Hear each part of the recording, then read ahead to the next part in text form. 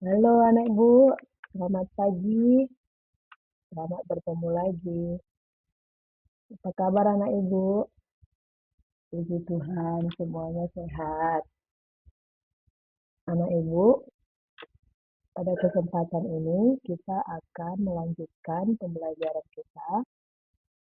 Adapun materi kita hari ini tentang komunikasi keluarga.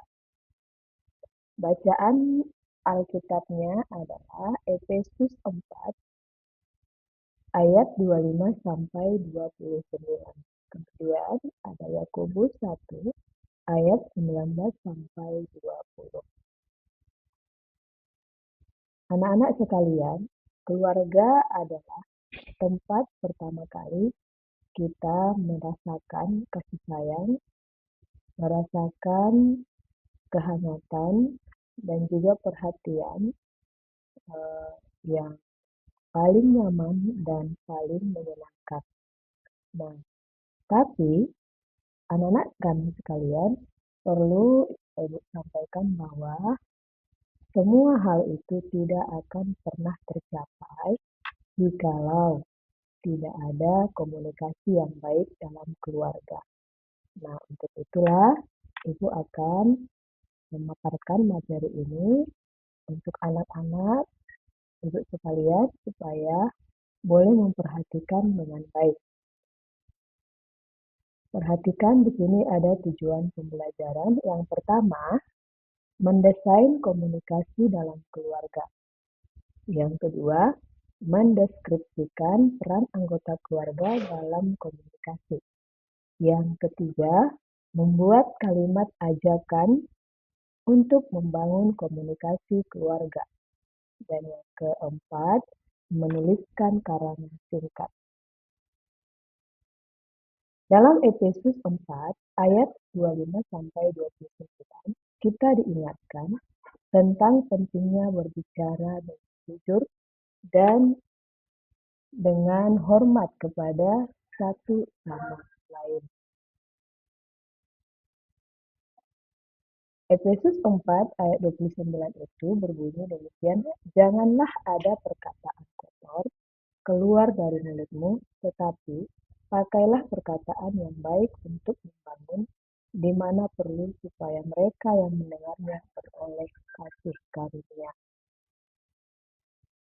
Ayat ini tentu memberikan satu pemahaman yang sangat baik bagi kita, di mana setiap kata-kata yang kita ucapkan kepada anggota keluarga, ingat harus membangun, memberikan semangat, dan menunjukkan kasih. Nah, di sini juga Ibu perlu sampaikan, dalam komunikasi keluarga bukan hanya soal berbicara, tetapi bagaimana menghormati dan menghargai satu sama lain. Dan komunikasi keluarga memerlukan keterlibatan semua anggota keluarga. Setiap orang memiliki peran penting dalam menciptakan suasana yang harmonis. Nah, jadi sebagai anak, kita harus belajar untuk mendengarkan dengan hati, menghormati orang tua, dan juga berbicara dengan penuh kasih sayang. Di sini juga Ibu sampaikan dari kitab Yakobus 1 ayat 19 berkata, setiap orang hendaklah cepat mendengar, tetapi lambat untuk berkata-kata dan juga lambat untuk marah. Apa maksudnya? Bahwa firman Tuhan ini bisa kita buat sebagai dasar dalam berkomunikasi yang sehat. Kita terlebih dahulu mendengar dengan baik, baru berbicara. Dan ingat, kita harus menghindari kemarahan yang itu bisa merusak atau mengganggu komunikasi kita.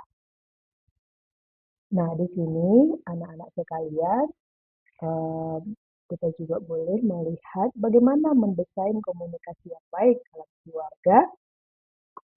Tentunya kita perlu memperhatikan beberapa hal di antaranya. Yang pertama, kejujuran. Apa itu kejujuran? mampu mengatakan apa yang kita rasakan dan pikirkan dengan jujur, tanpa menyakiti perasaan orang lain. Yang kedua, empati. Mendengar dengan penuh perhatian dan berusaha memahami sudut pandang orang lain. Yang ketiga yang perlu kita perhatikan, bekerja sama atau kerjasama. Setiap orang harus berperan aktif dalam berkomunikasi dan bersedia berbagi tugas dan tanggung jawab. Nah, agar komunikasi terjaga dengan baik, mari kita lihat. Pertama, saling mendengarkan tanpa menghakimi. Ingat ya anak ibu ya. Yang kedua, menyampaikan pendapat dengan lembut. Tiga, menghindari kata-kata yang kasar dan tidak membangun. Jadi sekarang kita membuat ya contoh ajakan sederhana untuk membangun komunikasi keluarga yang lebih baik. Misalnya, marilah kita saling mendengarkan dengan hati yang terbuka dan menghargai setiap kata-kata yang kita ucapkan. Dengan komunikasi yang baik, kita dapat menjaga keharmonisan keluarga dan semakin dekat satu sama lain. Nah, ajakan ini bisa menjadi langkah awal untuk memperbaiki atau memperkuat komunikasi di dalam keluarga kita masing-masing. Sekarang, kita juga mencoba membuat karangan singkat tentang pentingnya komunikasi dalam keluarga. Nah, kalian dapat mendeskripsikan bagaimana komunikasi yang baik dapat menciptakan keluarga yang harmonis, yang penuh kasih sayang. Gunakan pengalaman pribadi atau cerita dari Alkitab sebagai contoh. Ya. Kemudian kesimpulan untuk pembelajaran ini, komunikasi adalah kunci untuk menjaga hubungan dengan keluarga. Dengan membangun komunikasi yang sehat, kita dapat menjalani hidup keluarga dengan lebih bahagia, penuh kasih, dan penuh pengertian. Ingat, komunikasi yang baik selalu dimulai dengan hati yang mau mendengar dan mulut yang berkata-kata dengan bijaksana. Nah, perhatikan juga di sini, Ibu berikan tugas menyimak dan merenungkan serta menjawab beberapa pertanyaan sebagai refleksi dari pembelajaran kita hari ini. Yang pertama, bagaimana Anda dapat meningkatkan komunikasi dengan orang tua atau saudara di rumah? Dua, adakah hal-hal dalam komunikasi keluarga yang perlu diperbaiki? Nah, jadi silakan anak ibu menjawab dua pertanyaan ini sesuai dengan materi yang sudah ibu jelaskan pada kesempatan ini. Sekian pembelajaran kita hari ini. Kita akhiri dengan berdoa. Bapa kami bersyukur hari ini kami sudah selesai melakukan proses pembelajaran yaitu tentang komunikasi keluarga. Kiranya kami menjadi pribadi yang bijak dan berhati-hati di dalam berkomunikasi terhadap siapapun, terlebih terhadap keluarga kami, agar kami boleh menjadi berkat dan boleh memuliakan Tuhan. Dalam nama Yesus, kami mengakhiri pertemuan hari ini. Amin.